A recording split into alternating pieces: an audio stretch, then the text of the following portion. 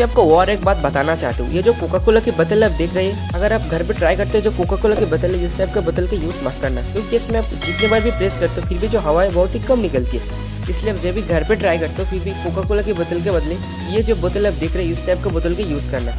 क्योंकि इस टाइप के बोतलों को आपके थोड़े भी प्रेस करोगे फिर भी इसकी जो हवा है वो ज़्यादा निकलेगी और आपको जो गुब्बारे है बहुत ही ज़्यादा ही भर जाएगी। तो चलिए दोस्तों आज की वीडियो स्टार्ट करती है।